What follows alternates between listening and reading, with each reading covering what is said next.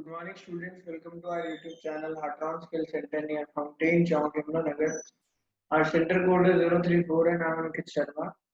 Students, we have discussed home tab, result tab, page layout, formulas, review tab, and recap.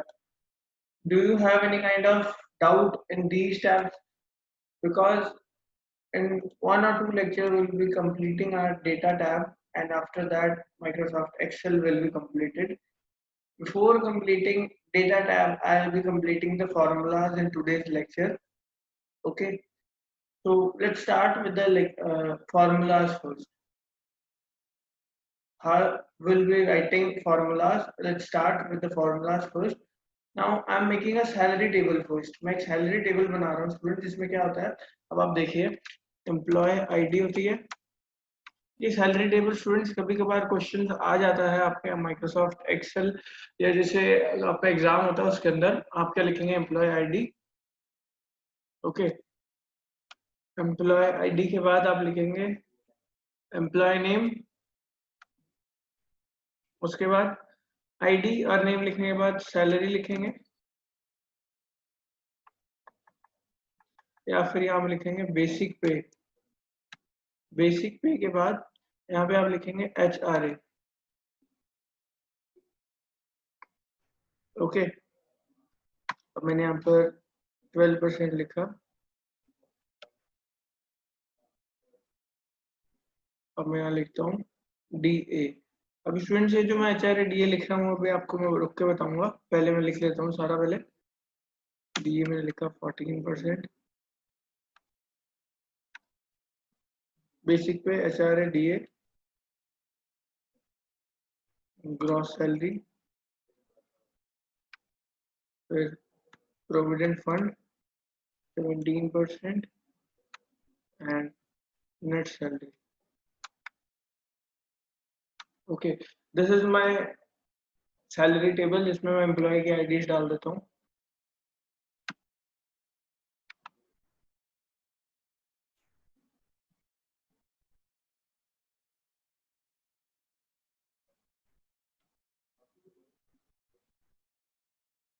अब यहाँ पर मैं क्या डालूंगा स्टूडेंट, एम्प्लॉय के नेम्स डाल देता हूँ. जैसे मैं आकाश, हिमांशु, राकेश, सुरेश, रमेश,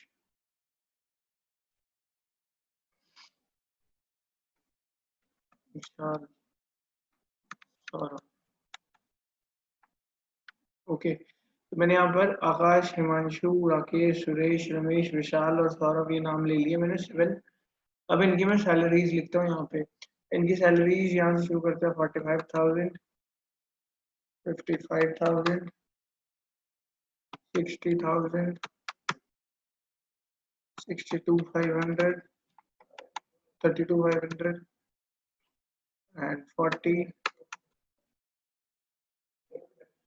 74,000 and 56,000. तो स्टूडेंट्स यहाँ मैंने बेसिक्स पे लिख दिया इनकी. अब जो हमारा सैलरी टेबल होता है स्टूडेंट, जो मैंने आपको बताया सैलरी टेबल, इसमें HRA DA, gross salary, provident fund और नेट सैलरी. HRA क्या होता है स्टूडेंट्स, आपका house rent allowance. Okay, house rent allowance जो मिलता है आपको वो कितना परसेंट, हर कंपनी का अलग अलग होता है. हाउस रेंट अलाउंस ये गवर्नमेंट जॉब्स में या प्राइवेट जॉब्स में, अगर आप अच्छी प्राइवेट जॉब कर रहे हैं तो इसके अंदर मिलता है. जैसे आप कहीं बाहर रह रहे हैं, आपका घर अगर यमुनानगर में और आप अगर बाहर रह रहे हैं, सपोज बैंगलोर में रह रहे हैं और आप एक अच्छी कंपनी में काम कर रहे हैं, तो स्टूडेंट आपको वो हाउस रेंट अलाउंस मिलता है. हाउस रेंट अलाउंस क्या होता है कि आपको सैलरी के अलावा जो आप जहाँ पर रह रहे होंगे उसका कुछ परसेंटेज मिलता है. कितना, बेसिक पे जैसे आपकी सैलरी 45,000 है तो उसका 12% मिलता है. जितना भी बनेगा 12% वो हम देखेंगे अभी.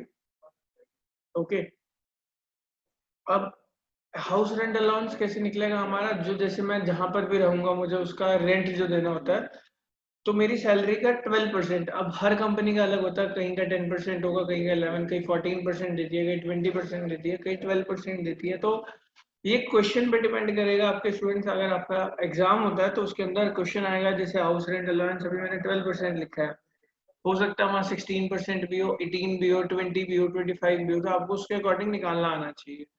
एक परसेंटेज सिर्फ एक एग्जाम्पल है, ठीक है. नेक्स्ट आता है डीए, डेली अलाउंस, और हम बोलेंगे डियरनेस अलाउंस। डियरनेस अलाउंस क्या होता है स्टूडेंट, जैसे आप अगर आपका ट्रांसपोर्टेशन इसी के अंदर आ जाता है, जैसे आप अगर डेली अप डाउन कर रहे हैं उसका, और जो भी आपका हेल्थ वगैरह का होता है इसी के अंदर होता है। डियरनेस अलाउंस बोलते हैं इसको, ये 14% होता है। उसके बाद आता है gross salary students. Gross salary क्या होगा, मेरा बेसिक पे एचआरए और डीए को मिला के, एचआरए मेरा बेसिक सैलरी जो मेरी, जैसे आकाश की 45,000 है तो एचआरए मेरा उसका 12% निकलेगा, और डियरेंस अलाउंस मेरा बेसिक पे का ही निकलेगा। तो फिर ग्रॉस में क्या होगा, बेसिक पे एचआरए और डीए सब ऐड होके मेरा सैलरी बन जाती है। उसके बाद क्या आता है students, PF, provident fund. Provident fund आपका हमेशा माइनस होगा ग्रॉस सैलरी के अंदर से। ओके, अगर आपकी जो नेट सैलरी है वो क्या आएगा, gross salary minus provident fund. Provident fund क्या होता है स्टूडेंट्स, आपके फंड्स कटते हैं जो लास्ट में आपको रिटायरमेंट के टाइम पे मिलते हैं। ये फंड्स आपके कटते हैं हमेशा, और डिफरेंट कंपनीज के डिफरेंट फंड्स होते हैं। आप 17% कहीं काटते हैं, कहीं 10% काटते हैं, कहीं 12%, कहीं 22% काटते हैं, depends on different policies of the company. तो अब स्टूडेंट्स, अब मैं यहाँ पर निकालना शुरू करता हूँ। जैसे हाउस रेंट अलाउंस निकाला मैंने इसका आकाश का, तो क्या निकालूंगा, मैंने बताया आपको हाउस रेंट किसका निकलेगा, सैलरी का, तो बेसिक पे इनटू 12, और शिफ्ट के साथ आप दबाएंगे स्टूडेंट्स। आप अपना, अगर आपके पास अभी कंप्यूटर है तो आप देख सकते हैं, शिफ्ट के साथ आप दबाएंगे 5 के ऊपर हमारा परसेंटेज का साइन लगा हुआ है, तो मैंने क्या लिखा, इज इक्वल टू बेसिक, मतलब C2 सिलेक्ट किया, इंटू 12%, एंटर किया तो 5400 रुपए, दैट इज 5400 रुपीज मेरे एचआरए के निकले हैं। 12% निकला मेरा, 45,000 का 12% कितना है, 5400। अब मैं अगले पे आता हूँ। अब हिमांशु का निकालने में क्या करूंगा, is equal to C2 into, अब जैसे इसका भी 12% है तो 12% और एंटर। या अगर आपको सिंपल लिखना है तो आप ये भी कर सकते हैं, is equal to this into 12 divide by 100। वो परसेंटेज का मतलब यही होता है। ठीक है स्टूडेंट, अब वैसे ही सबका निकालना है तो आप क्या करेंगे, यहाँ से ड्रैग करके सबका निकल जाता है, सबका 12% हो जाता है। अब डीए में मैंने आपको बताया डियरनेस अलाउंस होता है, ये कैसे निकलेगा, 14%। तो आप क्या करेंगे, इज इक्वल टू C2 वही बेसिक पे इंटू, और 14% है ऊपर तो 14%। आपको स्टूडेंट्स ये जरूर ध्यान रखना है कि ऊपर परसेंटेज क्या दे रखी है, जो ऊपर परसेंटेज दे रखी होती है आपको वही लिखनी होती है। ठीक है, यहाँ पे भी निकालता हूँ, is equal to C2 into 14%, enter, is equal to C2 into 14, C4 into 14%, enter. अब ऐसी सबके डेली अलाउंस, डियरनेस अलाउंस है, डेली अलाउंस बोलेंगे आप उसको, ये सारे निकल जाते हैं। अब कई कंपनीज होती हैं अलग अलग निकालती है, जैसे ट्रांसपोर्ट अलाउंस टीए हो जाता है हमारा, ये सब अलग अलग होता है जो ग्रॉस सैलरी में ऐड हो जाता है। ठीक है, तो हमको डिफरेंट कंपनीज का होता है, जो भी आपको दे रखा होगा, आपको एक पूरा टेबल बना के दिया होता है स्टूडेंट्स, ऐसे ही इसमें आपको लिखा होगा। अब आपको देखना है कि पीएफ कटती है सिर्फ ग्रॉस सैलरी से, इसके अलावा कुछ नहीं कटता है। जैसे आपको अगर डीए की जगह टीए दे रखा होगा, टीए का मतलब होता है ट्रांसपोर्ट अलाउंस, तो ये सब इसी का ही पार्ट है जो ग्रॉस सैलरी में जाके ऐड हो जाएगा मेरा। अब आप देख सकते हैं, मैंने यहाँ से यहाँ तक किसी को डाउट है स्टूडेंट्स, एक बार बता दीजिए जो भी बैठे हैं। हाँ जी स्टूडेंट्स, एक बार चैट बॉक्स में लिख दीजिए अगर आपको अब तक कोई भी डाउट आया है इसके अंदर, क्योंकि ये इंपॉर्टेंट क्वेश्चन है स्टूडेंट, जो कि एग्जाम में आता ही आता है। एक ना एक बार तो आया ही है ये, ठीक है, जैसे एक बार छोड़ के, 1 मंथ छोड़ के अगले मंथ हमेशा आता है। ओके नीतू, हाँ जी, बाकी स्टूडेंट्स भी एक बार बता दीजिए किसी को कोई डाउट, क्योंकि ये स्टूडेंट्स क्वेश्चन इंपॉर्टेंट करवा रहा हूँ मैं आपके। मैंने फॉर्मूलाज तो करवाई दिए हैं, उसके अलावा ऐसे ही आएगा आपका क्वेश्चन। बाकी जो आपका क्वेश्चन का फॉर्मेट है वो स्टूडेंट्स मैं अब आपको असाइनमेंट के इसमें दूंगा। अगर सपोज कीजिए जैसे अब यूनिवर्सिटीज और कॉलेजेस के एग्जाम्स हो रहे हैं, जैसे कि ऑनलाइन बेसिस पे आपके पास, अब जैसे कि स्टूडेंट्स हमारे एग्जाम्स हो रहे हैं वो कैसे हो रहे हैं, आपको मेल के थ्रू क्वेश्चन पेपर आ रहा है और उसको सॉल्व करके आपको वापस करना है। तो स्टूडेंट्स होप आपका भी ऐसे ही हो सकता है, जिनके 3 मंथ कंप्लीट हो रहे हैं और जिनका सिलेबस कंप्लीट हो चुका है इसी के साथ, जैसे अगस्त में खत्म हो जाएगा, और अगस्त खत्म होने के बाद सितंबर अभी हमारा चल रहा है, तो सितंबर में जिनका सिलेबस कंप्लीट हो जाएगा स्टूडेंट्स, वो ऐसे ही होगा एग्जाम होपफुली। ओके, तो आप अपने इंटरनल्स जो मैं आपके असाइनमेंट्स ले रहा हूँ उसके बेसिस पे आपके मार्क्स भी लग सकते हैं, तो उसको भी कंप्लीट रखें स्टूडेंट्स। जो जो कर रहे हैं वेल एंड गुड, जो नहीं कर रहे हैं वो कर दीजिए। ओके, तो वेरी गुड स्टूडेंट्स, आपको कोई भी डाउट नहीं है अब तक। अब ग्रॉस सैलरी कैसे निकलेगी स्टूडेंट्स? आपको क्या करना है, basic pay plus HRA plus DA. तो मैं यहाँ पर ग्रॉस सैलरी में लिखता हूँ is equal to basic pay plus, एक minute sorry, is equal to basic pay plus HRA plus DA. Enter किया मैंने, या फिर आप फॉर्मूला भी लगा सकते हैं, is equal to sum this plus this. मुझे अभी ऐसे करना था। अब आप देखिए स्टूडेंट्स, 45,000 प्लस 5400 प्लस 6300, ये मेरा बन रहा है 56,700। ओके, अब आप आगे निकालते हैं सबका, is equal to basic pay plus HRA plus DA. Enter, 69,300। अब इसका निकालते हैं, राकेश का is equal to basic pay plus HRA plus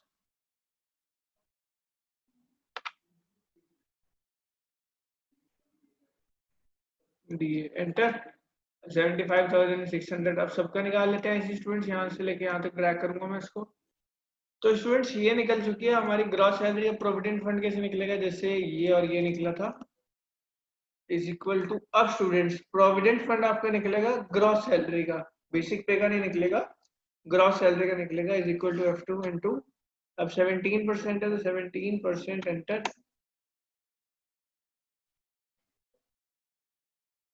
is equal to इसका 17%। एंटर, ठीक है। अब ये सब ड्रैग करके मैं यहाँ ले आता हूँ।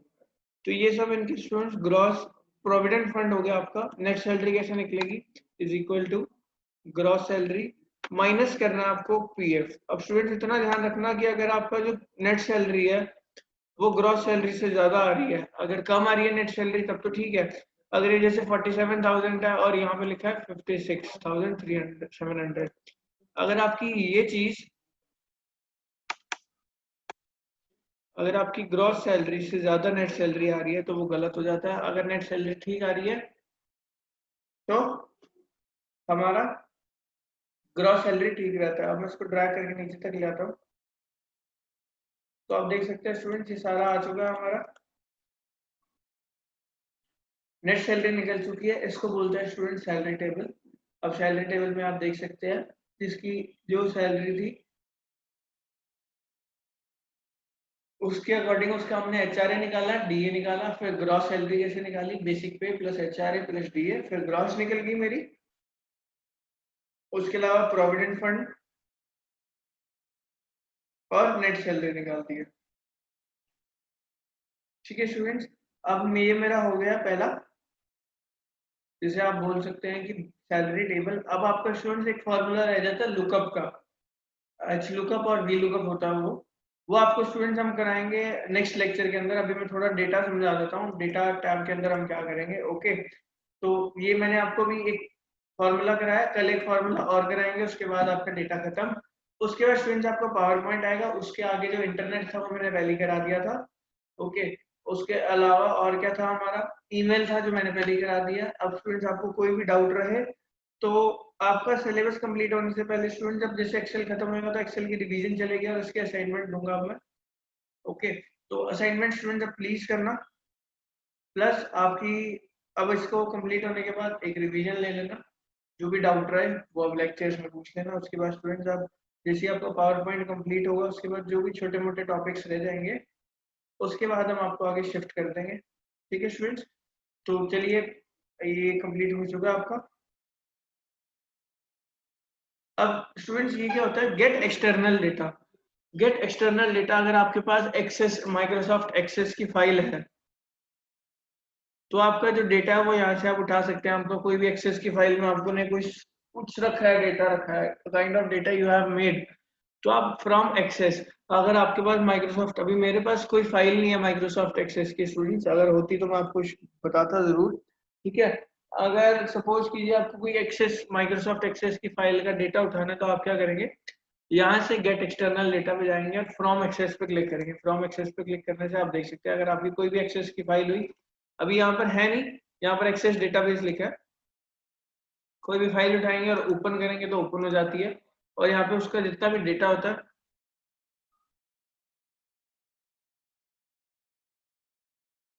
तो आपका डेटा स्टूडेंट्स यहाँ पर आ जाएगा एक्सेस का। अब फ्रॉम वेब, अब वेब से उठाना है तो स्टूडेंट आप यहाँ से वेब से उठा सकते हैं। आपने एड्रेस कुछ भी लिखा, सपोज कीजिए मैं यहाँ से लिख देता हूँ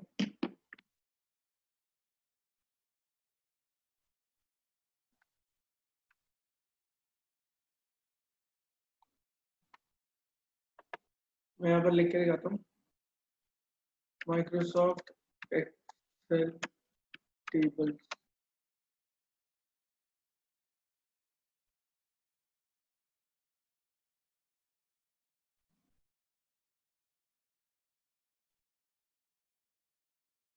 और इंपोर्ट करता हूँ मैं जैसे यहाँ से,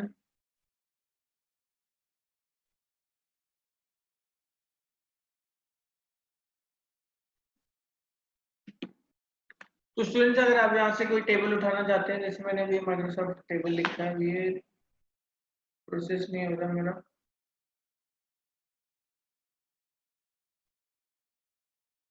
ये है हो चुका स्टूडेंट। ओके, तो आप अगर जैसे यहाँ से कोई भी टेबल या डेटा उठाना चाहते हैं तो आप डेटा उठा सकते हैं। उसके बाद अगर टेक्स्ट में से उठाना है,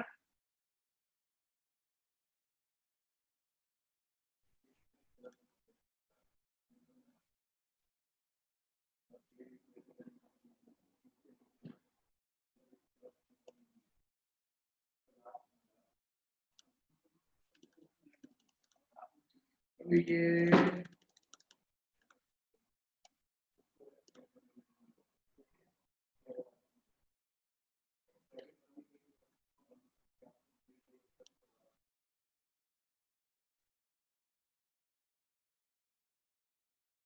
हाँ जी स्टूडेंट, अगर आपको टेक्स्ट चाहिए तो आप यहाँ से टेक्स्ट भी उठा सकते हैं, कोई भी डॉक्यूमेंट्स उठाने हो आप यहाँ से कोई भी टेक्स्ट की फाइल उठा सकते हैं। अभी मेरे पास टेक्स्ट की फाइल भी नहीं है यहाँ पर। ओके, तो आपको कोई भी एक्सटर्नल डेटा उठाना है अदर सोर्सेज, जैसे हो गया एसक्यूएल सर्वर से या फिर कोई डेटा फीड से एक्सएमएल डेटा इंपोर्ट करना है, डाटा कनेक्शन उठाना है, इंपोर्ट और एक्सपोर्ट यहाँ से होता है, एग्जिस्टिंग कनेक्शन से उठाना है, तो इसके लिए आप यूज करते हैं गेट एक्सटर्नल डेटा। ओके, अगर किसी टेबल से उठाना है डेटा को तो टेबल से उठाएंगे, कोई क्वेरी देखनी है तो क्वेरी उठा लेते हैं यहाँ से। ठीक है, कंबाइन करना है डेटा को, कॉम्बिनेशन ऑफ डेटा में आपको आगे समझाता हूँ, यहाँ पर आ जाएगा। ये क्वेरीज होती है जैसे टेबल को भी उठा के आपको सोर्स से उठा के इसमें डालनी है, जैसे कि हमने आपको कोई टेबल बनाया, उस टेबल का डेटा जो भी सामने वो यहाँ पर लिखना है, तो फ्रॉम टेबल पे क्लिक करूंगा। अब आपका जैसे यहाँ पे टेबल होगा वो सिलेक्ट करेंगे और ओके करेंगे, ये देखिए आप टेबल बन जाता है उसी के जैसे का सेम। तो इसका बोलेंगे स्टूडेंट्स हम गेट एंड ट्रांसफॉर्म, जैसे भी ट्रांसफॉर्म करना है उसको। अभी मेरी क्वेरी एडिटर खुल जाता है।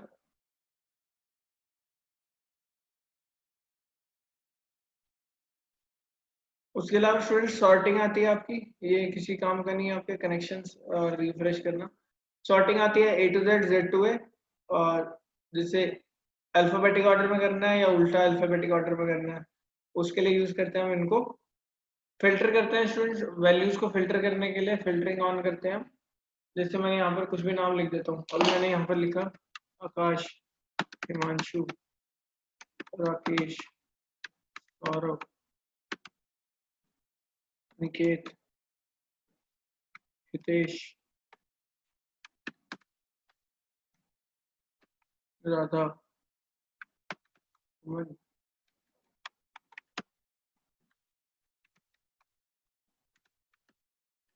ठीक है, अब स्टूडेंट मुझे इसको फिल्टर करना है। फिल्टर, पहले तो ए टू जेड सॉर्ट कर देता हूँ इसको, फिर उसके बाद फिल्टर करना है ए नाम वाले।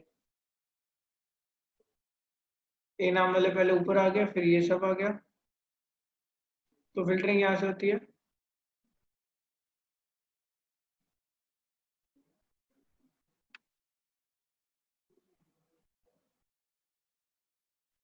इसको बोलते हैं फिल्टरिंग।